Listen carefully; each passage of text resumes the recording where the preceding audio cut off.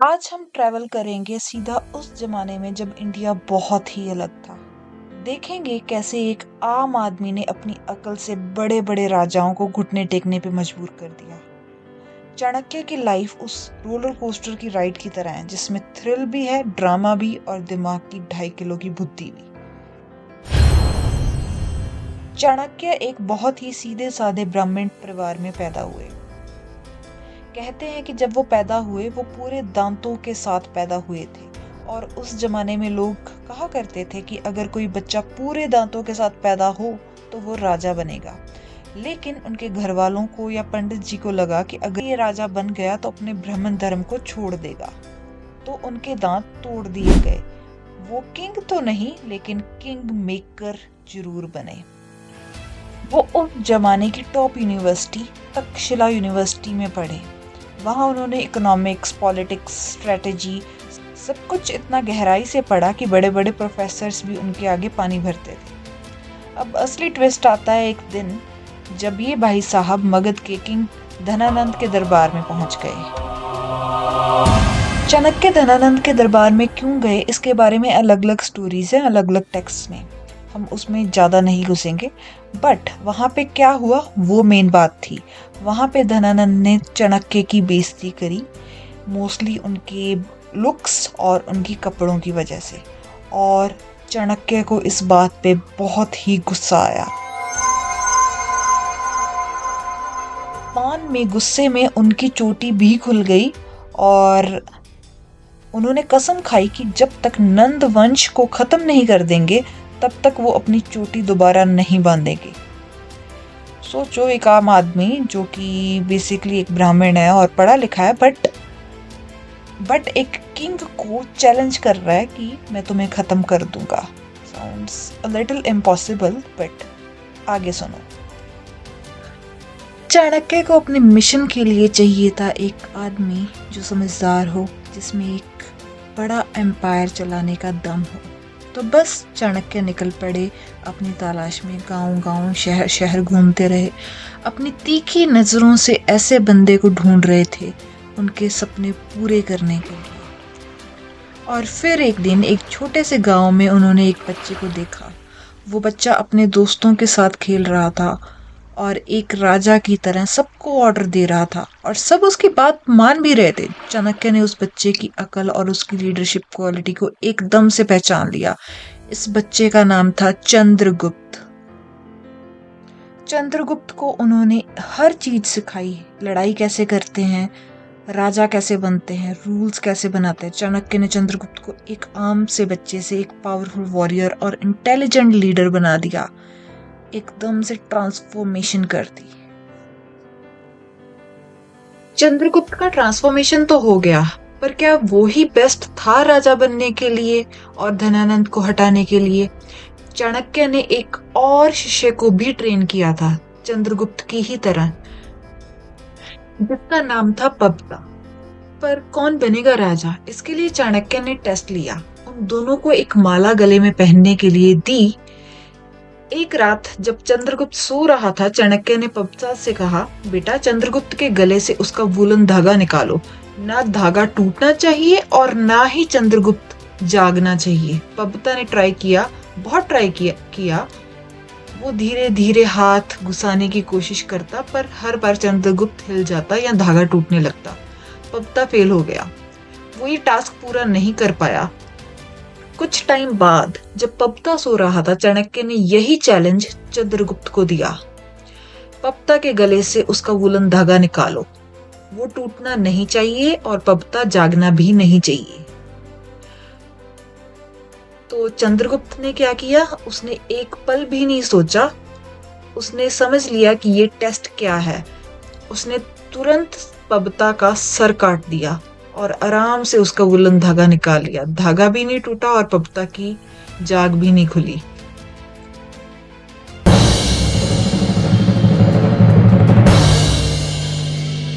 अब वक्त था धनानंद को खत्म करने का। पर धनानंद की आर्मी बहुत ही पावरफुल थी। 1000 हाथी, घोड़े और कितने सारे सिपाही। चाणक्य को पता था कि सीधी टक्कर लेना बेवकूफी होगी, तो उन्होंने क्या किया, एक सीक्रेट प्लान बनाया। चाणक्य ने साइकोलॉजिकल वॉर खेली।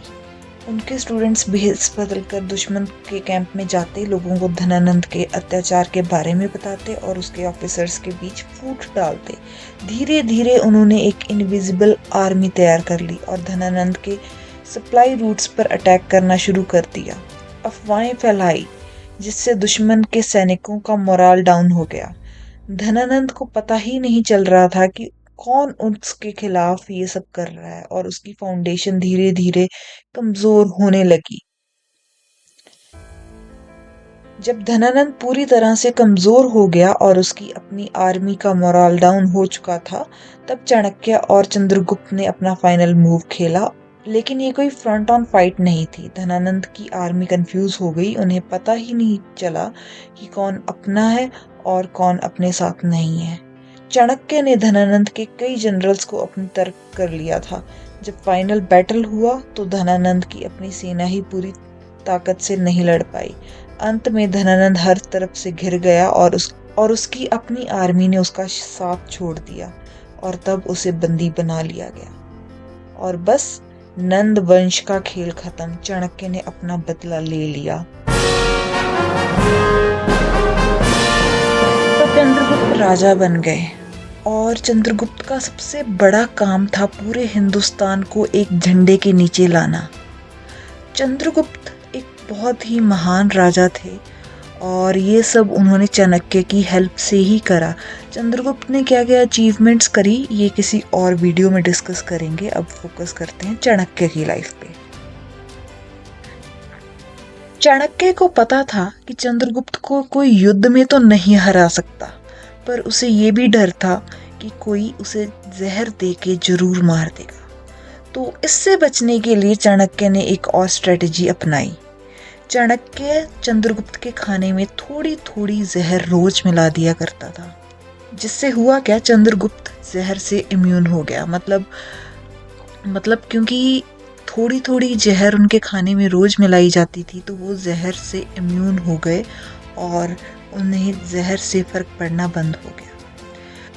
लेकिन एक दिन चंद्रगुप्त की पत्नी रानी दुर्धरा, जो उस वक्त प्रेग्नेंट थी, उसने अनजाने में चंद्रगुप्त की प्लेट से खाना खा लिया। वो तो जहर के लिए इम्यून नहीं थी, जिससे हुआ क्या, रानी दुर्धरा की तबीयत एकदम से खराब हो गई। वो गिर पड़ी। चाणक्य को जैसे ही पता चला वो दौड़ता हुआ गया। रानी बच नहीं सकी, लेकिन चाणक्य को बच्चे को बचाना था। उसने तुरंत रानी के पेट को काट कर बच्चे को बाहर निकाल लिया। रानी तो चली गई लेकिन बच्चा बच गया। उस बच्चे के माथे पर जहर की एक बूंद गिर गई थी, जिससे उसके माथे पर एक नीला निशान बन गया। इसी निशान की वजह से उस बच्चे का नाम रखा गया बिंदुसार।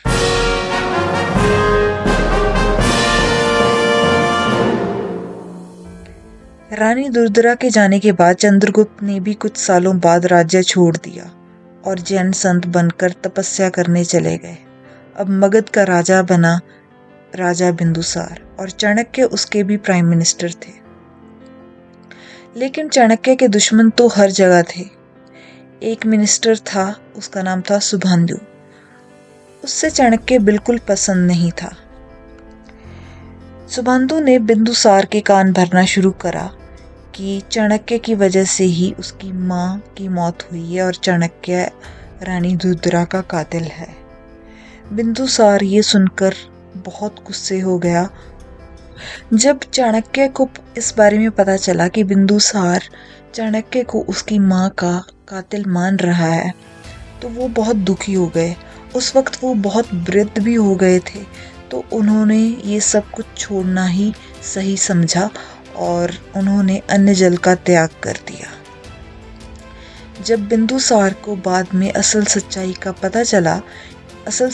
पता चला कि ये एक दुर्घटना थी, तो बिंदुसार ने चाणक्य से माफी मांगी, पर चाणक्य ने दोबारा अन्न जल का ग्रहण करना सही नहीं समझा और उन्होंने अपने प्राण त्याग दिए। चाणक्य सिर्फ एक किंग मेकर ही नहीं था, उसने हमें सिखाया कि एक शासन सही से कैसे चलाया जा सकता है। और उन्होंने एक बुक भी लिखी, अर्थशास्त्र।